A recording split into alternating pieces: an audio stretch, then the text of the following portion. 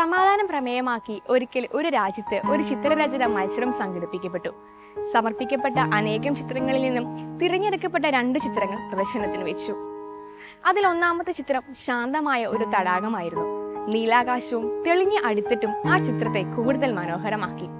രണ്ടാമത്തെ ചിത്രം ഉണങ്ങി വരണ്ട മലനിരകളും മരുഭൂമിയും ഇടിമിന്നലും ഒക്കെ ഉൾപ്പെടുന്നതായിരുന്നു. ഒന്നാമത്തെ ചിത്രം സമ്മാനാർഹമാകുമെന്ന് എല്ലാവരും പ്രതീക്ഷിച്ചെങ്കിലും വിജയിച്ചത് രണ്ടാമത്തെ ചിത്രമായിരുന്നു. കാരണമന്വേഷിച്ച ജനങ്ങളോട് രാജാവ് പറഞ്ഞു. രണ്ടാമത്തെ ചിത്രത്തിന്റെ മലമുകളിൽ കാറ്റിലാടി ഇടിമിന്നലേറ്റി നിൽക്കുന്ന മരത്തിന്റെ ചാഞ്ഞു കിടക്കുന്ന ചില്ലയിൽ ഒരു തള്ളക്കുരുവി തന്റെ കുഞ്ഞുങ്ങൾക്ക് ആഹാരം നൽകുന്നുണ്ട്. പ്രതികൂല സാഹചര്യങ്ങളിലും ആ പക്ഷിക്കുഞ്ഞുങ്ങളെ പോലെ സമാധാനം അനുഭവിക്കുന്ന മറ്റാരെങ്കിലും ഉണ്ടാകുമോ? പ്രശ്നങ്ങൾക്കും പ്രതിസന്ധികൾക്കും നടുവിലും സകല ജനത്തിനു വേണ്ടിയുള്ള വലിയ സന്തോഷത്തിന്റെ സദ്വാർത്തയുമായി ഒരു ക്രിസ്മസ് കാലം കൂടെ വന്നു ചേർന്നിരിക്കുകയാണ്. ക്രിസ്മസ് കരോളും നക്ഷത്രങ്ങളും പുൽക്കൂടും ഒക്കെയായി ക്രിസ്മസ് ആഘോഷിക്കാൻ നാമും ഒരുങ്ങുകയാണല്ലോ. ലോകസമാധാനവും സാർവത്രിക സാഹോദര്യവുമാണ് ക്രിസ്മസ് നൽകുന്ന സന്ദേശം. ശാന്തമായിരിക്കുമ്പോൾ മാത്രം ഉരുത്തിരിയേണ്ടതല്ല സമാധാനം.